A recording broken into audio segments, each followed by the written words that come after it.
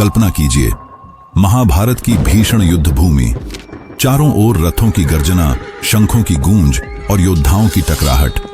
इस विनाशकारी वातावरण के बीच खड़ा है एक असाधारण योद्धा। उसके पास हैं केवल 3 बाण, पर उसकी प्रतिज्ञा और उन 3 बाणों की शक्ति इतनी प्रचंड है कि उनसे पूरी सेनाएं मिट सकती हैं। उस महावीर का नाम था बर्बरीक। वे थे महाबली घटोत्कच और नागकन्या अहिलावती के पुत्र। जन्म से ही उनमें युद्ध कला और अद्भुत पराक्रम समाहित था। लेकिन आज वही बर्बरीक राजस्थान के सीकर जिले के छोटे से गांव खाटू में पूजे जाते हैं, जहां उनका शीश विराजमान है। भक्त उन्हें श्याम बाबा कहते हैं और मानते हैं कि वे आज भी जीवित हैं, हर पुकार सुनते हैं और हर हार चुके व्यक्ति का सहारा बनते हैं। हर साल लाखों भक्त अपने दुख खाटू श्याम में लेकर आते हैं। किसी के दुख खत्म हो जाते हैं तो किसी की बीमारियां ठीक हो जाती हैं। लेकिन क्या सच में यह किसी अलौकिक शक्ति का काम है? अब प्रश्न आता है कि महाभारत का युद्ध तो कुरुक्षेत्र की धरती पर हुआ था, फिर आखिर बर्बरीक का शीश राजस्थान तक कैसे पहुंचा? सदियों तक यह शीश कहां छिपा रहा? इतने वर्षों तक कोई इसे क्यों न खोज पाया? और क्यों केवल इस रेतीली भूमि को इसकी विश्राम स्थली चुना गया? इतनी महान शक्ति से संपन्न योद्धा को युद्ध भूमि में भाग लेने से क्यों रोका गया? कृष्ण ने क्यों उनसे शीश मांगा? मंदिर में जहां लोग एक सिर की मूर्ति के आगे नतमस्तक हो जाते हैं, क्या आपने कभी सुना है कि किसी व्यक्ति ने युद्ध में जाने से पहले अपना सिर दान कर दिया हो और वो सिर बिना शरीर के पूरी महाभारत का युद्ध देखता रहा, और यही सिर आज खाटू धाम में एक भगवान के रूप में पूजित है? क्या बर्बरीक के पास असीम शक्ति थी?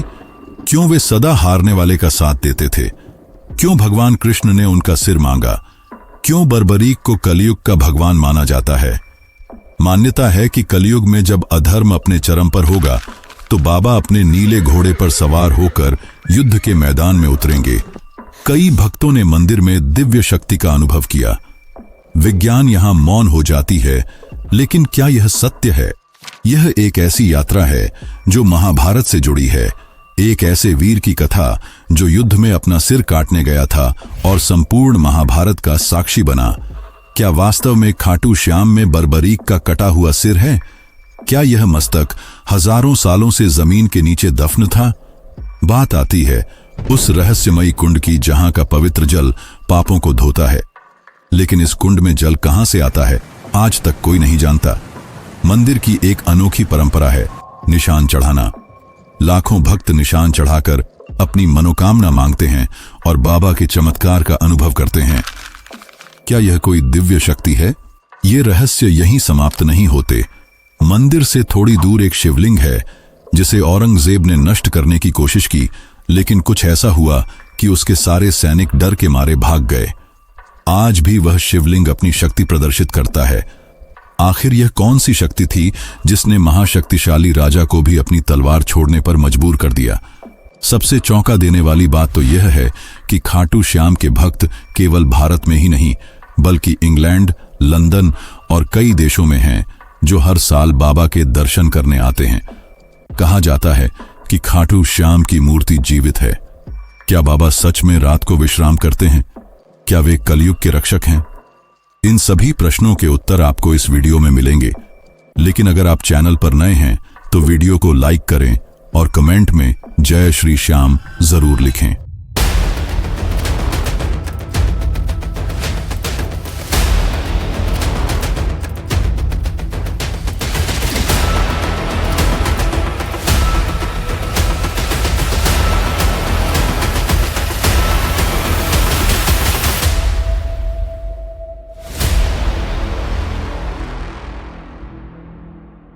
सबसे पहले हमें यह जानना होगा कि बर्बरीक का जन्म कैसे हुआ। लेकिन उस तक पहुंचने के लिए हमें पहले पांडवों और कौरवों की प्रारंभिक संघर्ष यात्रा को समझना होगा। कौरव और पांडव दोनों ही हस्तिनापुर के वारिस थे, लेकिन राज सिंहासन का मोह और ईर्ष्या ने दोनों के बीच दूरियां इतनी बढ़ा दी कि दुर्योधन ने कई बार पांडवों को मिटाने की कोशिश की। उन्हीं षड्यंत्रों में से एक था लाक्षागृह। यह एक ऐसा महल था जिसे मोम और घास से बनवाया गया था और जिसे आग लगाकर पांडवों को जलाकर मार डालने की योजना बनाई गई थी, मगर समय रहते विदुर ने पांडवों को सावधान कर दिया। उन्होंने एक गुप्त सुरंग बनाई और जब महल में आग लगी तो उसी सुरंग से निकलकर पांडव बच निकले।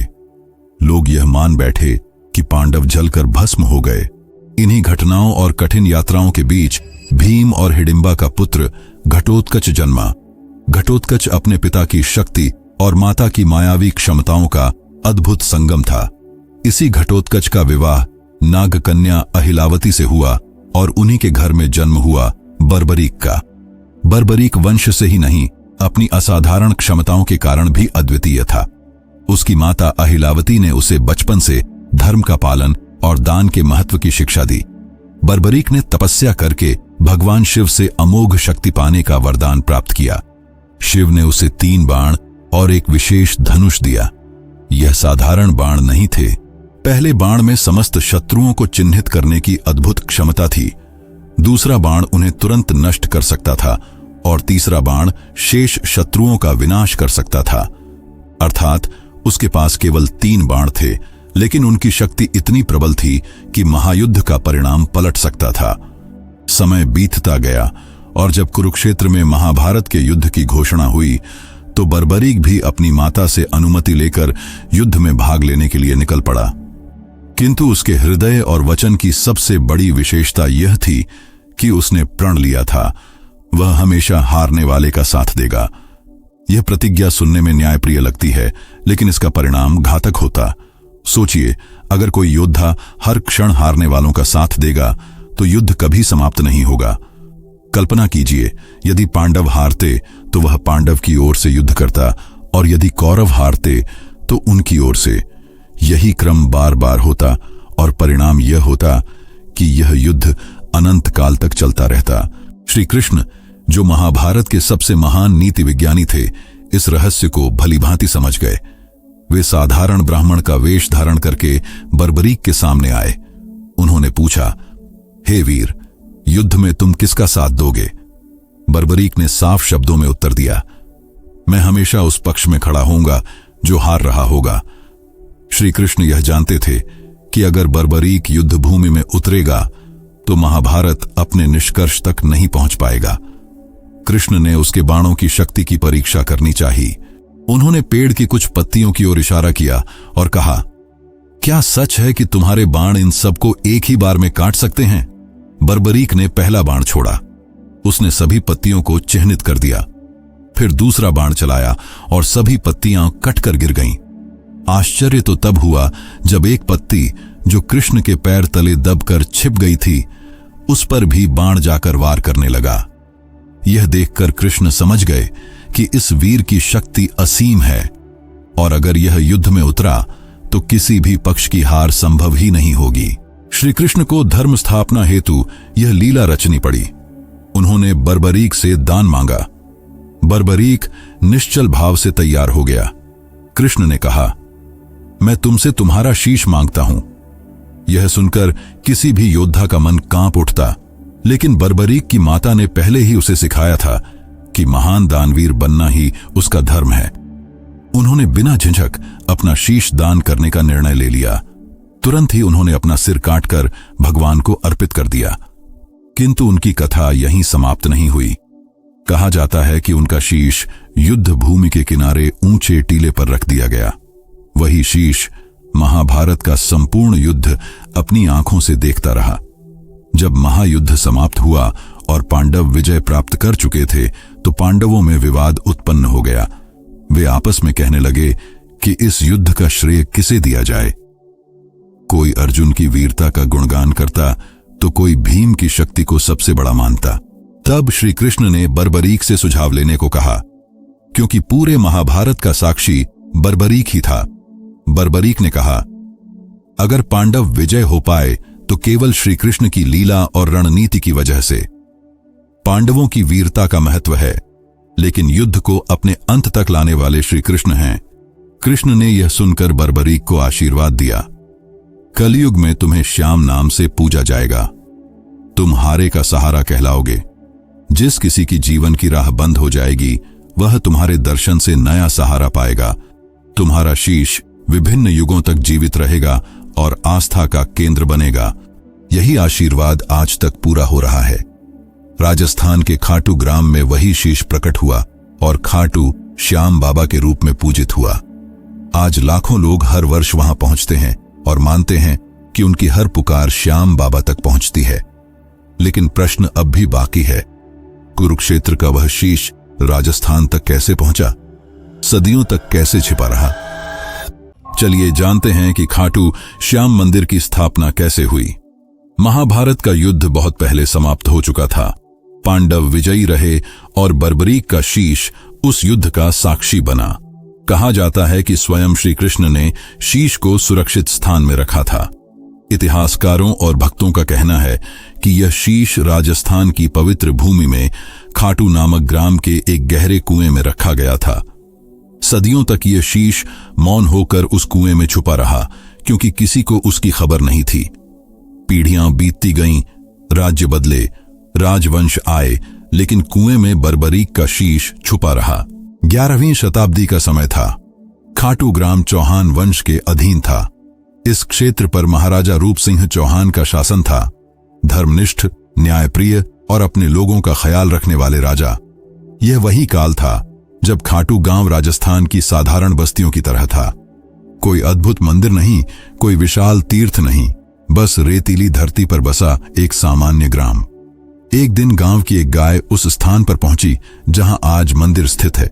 अचानक उसके थनों से बिना किसी कारण दूध बहने लगा। चरवाहों और ग्रामीणों ने यह दृश्य देखकर हैरानी जताई। गाय शांत थी, पर जिस स्थान पर वह खड़ी थी वहां मानो धरती अपनी गहराई में संकेत कर रही थी।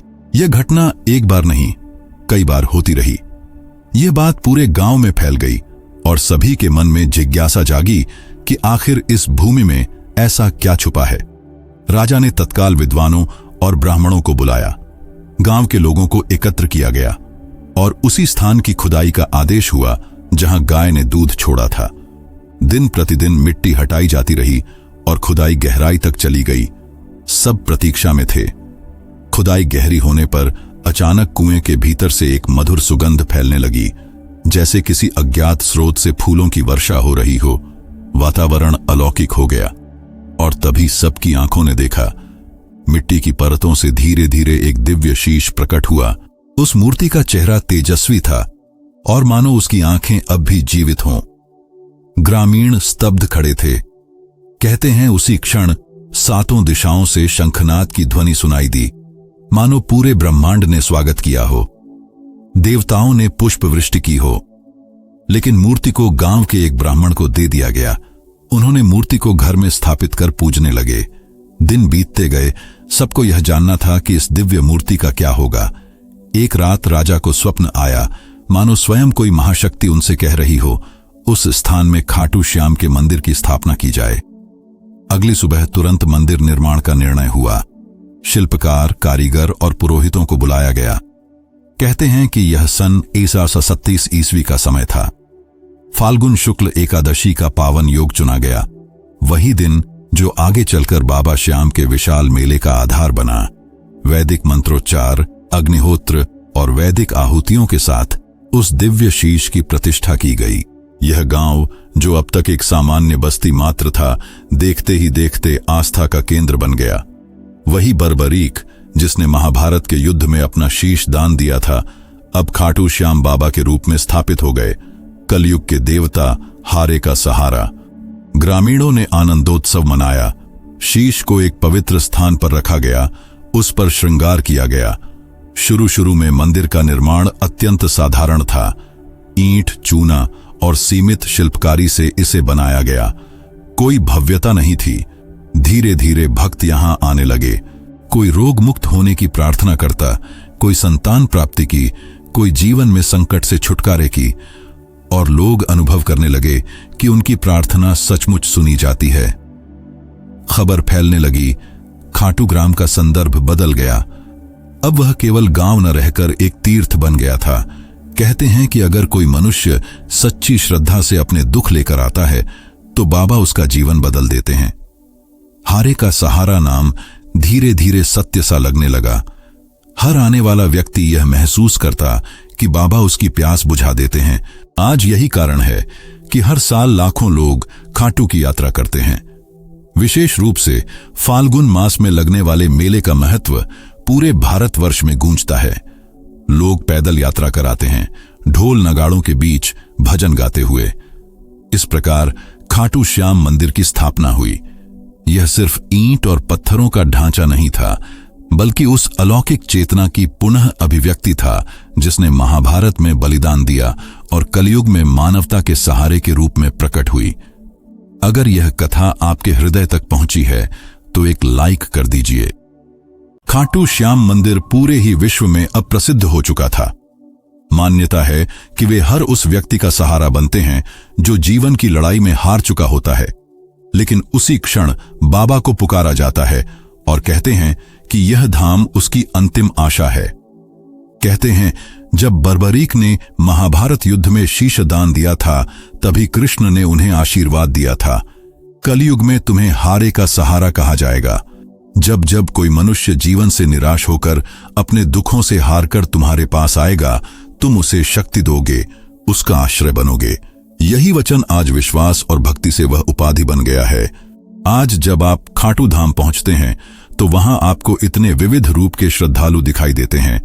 किसान, व्यापारी और कई सारे भक्त। कोई संतान की इच्छा से आता है, कोई रोजगार की तलाश में। भक्तों की कई गवाही इस धाम की शक्ति को जीवित रखती है। कोई कहता है कि उसके जीवन की असंभव सी समस्या बिल्कुल सहज रूप से हल हो गई। इन्हीं अनुभवों ने बाबा के चारों ओर आस्था का ऐसा वातावरण बना दिया है जो अटूट है। यह मंदिर केवल प्रार्थना का स्थान नहीं रहा, बल्कि उन जिंदगियों की कहानियों का संगम है जिन्हें श्याम ने फिर से संभाल लिया। यही कारण है कि लोग बाबा को हारे का सहारा, खाटू श्याम हमारा कहते हैं। लोक कथाएं भी इस रहस्य को और गहराई देती हैं। कहते हैं कि यदि कोई भक्त खाटू गांव तक पहुंचकर बाबा को सच्चे मन से पुकारता है तो उसकी उस पुकार में इतनी शक्ति होती है कि देवालय तक तरंग पहुंचती है। बाबा को यह संकल्प मिला है कि वे किसी भी आर्त पुकार को नकारे नहीं। मान्यताएं यह कहती हैं कि खाटू श्याम की मूर्ति में आज भी शक्ति विद्यमान है। कोई दावा करता है कि दर्शन करते ही शरीर में एक प्रकार की ऊर्जा का संचार होता है। कोई कहता है कि आंसू अपने आप बहने लग जाते हैं और मन हल्का महसूस करता है। अगर आपने भी बाबा के दर्शन किए हैं तो क्या आपने यह अनुभव किया है? मंदिर परिसर में रात की आरती हो, दिन का जागरण हो या फाल्गुन मेले का उत्सव, हर क्षण भक्तों की आस्था से उत्पन्न ऊर्जा पूरे वातावरण को भक्ति और रहस्य की ध्वनि से भर देती है। रात के समय आरती की गूंज में जब हजारों लोग श्याम बाबा की जय पुकारते हैं तो यहाँ के वातावरण में जो शक्ति प्रवाहित होती है वह अद्भुत है। कुछ लोक कथाएं कहती हैं कि जिन्हें बाबा नहीं चाहते वे यहाँ तक पहुंच ही नहीं पाते। कई कथाएं बताती हैं कि यात्रा पर निकलते हुए भक्त का वाहन बिगड़ जाता है, कोई अड़चन आ जाती है। वहीं दूसरी ओर जिन्हें बाबा बुलाना चाहते हैं उनकी राह अपने आप साफ हो जाती है। यह धाम आस्था और रहस्य का संगम है। यहाँ हर श्रद्धालु अपने विश्वास में ही उत्तर खोजता है। खाटू श्याम बाबा का भव्य मंदिर जहां भक्तों की श्रद्धा का केंद्र है, वहीं इसके परिसर से जुड़ा सबसे रहस्यमयी और चमत्कारिक स्थल है श्याम कुंड। यह कोई साधारण कुंड नहीं है, बल्कि इसे सीधे बाबा श्याम के शीश से जुड़ा माना जाता है। मान्यता यह है कि जब महाभारत युद्ध का साक्षी बना, वह दिव्य शीश पृथ्वी की गर्भ से बाहर निकाला गया तो जिस स्थान पर उसे प्रतिष्ठित किया गया उसी के समीप यह कुंड भी प्रकट हुआ। तभी से इसका स्वरूप केवल जलाशय का नहीं रहा, बल्कि यह एक पवित्र तीर्थ बन गया जहां का जल भक्त आत्मा को शुद्ध कर देता है। श्रद्धालु कहते हैं कि इस कुंड में डुबकी लगाने मात्र से जीवन भर के पाप मिट जाते हैं। हर वर्ष फाल्गुन मेले में यहां लाखों भक्त स्नान करते हैं। उनकी आंखों में आंसू और हृदय में पश्चाताप दृढ़ आस्था में बदल जाता है। यह कुंड केवल जल का स्रोत नहीं, बल्कि उन अनगिनत अधूरी कहानियों का पात्र है जो यहां आकर पूरी हो जाती हैं। यही कारण है कि हर डुबकी यहां सिर्फ स्नान नहीं, बल्कि आत्मा का शुद्धिकरण मानी जाती है। सबसे बड़ा रहस्य इस कुंड का जल है। यह जल हमेशा ठंडा, शांत और निर्मल रहता है, लेकिन वैज्ञानिक दृष्टिकोण से आज तक कोई स्पष्ट स्रोत नहीं मिला। कई बार विशेषज्ञों ने इसे परखा, पर न तो ऊपर से कोई धारा आती दिखाई दी और न नीचे से। इसके बावजूद यह कुंड हमेशा लबालब रहता है और कभी नहीं सूखता। इसी वजह से लोग कहते हैं कि इसका जल पाताल लोक से आता है। सुनने में यह आस्था का कथन लगता है, लेकिन जो भी इस कुंड के पास खड़ा होता है और देखता है कि बिना किसी स्रोत के यह कुंड कभी सूखता नहीं, उसे भीतर से एक अलौकिक शक्ति का अनुभव होता है। सच यह है कि श्याम कुंड अपने आप में एक मौन चमत्कार है। श्याम कुंड के पास ही और भी 2 पवित्र स्थल हैं, गौरीशंकर मंदिर और गोपीनाथ मंदिर। इनमें से गौरीशंकर मंदिर से जुड़ी एक कथा बहुत रहस्यमयी और रोमांचक है। यह घटना उस काल की है जब भारत पर मुगल शासक औरंगजेब का शासन था। उसकी नीति थी कि धार्मिक स्थलों को ध्वस्त किया जाए। खाटू भी उसकी सूची में शामिल हुआ। कहा जाता है कि औरंगजेब की सेना जब इस स्थल पर पहुंची तो उनकी पहली कोशिश थी मंदिर को गिराने की। सैनिकों ने गौरीशंकर मंदिर के शिवलिंग पर भालों से प्रहार करना शुरू किया। जैसे ही भाले शिवलिंग से टकराए, वहां से जल या चिंगारी नहीं, बल्कि लहूलुहान रक्त की धाराएं फूट पड़ीं। यह किसी कल्पना की बात नहीं थी। उस समय सैकड़ों लोग वहां मौजूद थे और उन्होंने स्वयं यह दृश्य देखा। लोग मानते हैं कि यह स्वयं महादेव का प्रत्यक्ष आक्रोश था। जब धर्म पर वार हुआ, तब भगवान शिव ने अपनी उपस्थिति दर्ज कराई। उस रक्त प्रवाह को देखकर सैनिक घबरा गए। वे लोग जो मंदिर को ध्वस्त करने आए थे, भयभीत होकर वहीं से पीछे हट गए और भाग निकले। और चमत्कार की बात यह है कि उस क्षण से लेकर आज तक सैकड़ों वर्ष बीत जाने के बाद भी उस शिवलिंग पर भालों के निशान स्पष्ट देखे जा सकते हैं। मानो स्वयं भगवान ने उन घावों को धारण कर लिया, ताकि हर भक्त को यह याद दिलाया जा सके कि जब धर्म पर संकट आता है तो वे स्वयं रक्षा के लिए जाग उठते हैं। खाटू श्याम से जुड़ी एक और विलक्षण परंपरा नियम के प्रसाद से भी जुड़ी है। कहा जाता है कि मंदिर के पास स्थित नीम की पत्तियां कई बार औषधि का कार्य करती हैं। भक्त कहते हैं कि उनकी बीमारियां, जिन्हें आज के आधुनिक डॉक्टर ठीक नहीं कर पाए, वे उस एक नीम की पत्ती ने ठीक कर दी। यह वैज्ञानिक दृष्टि से पूरी तरह सिद्ध नहीं किया जा सकता, लेकिन भक्तों की कहानियों में यह विश्वास बार बार झलकता है। खाटू श्याम बाबा की यह गाथा केवल एक पौराणिक कथा नहीं, बल्कि जीवित आस्था की धड़कन है।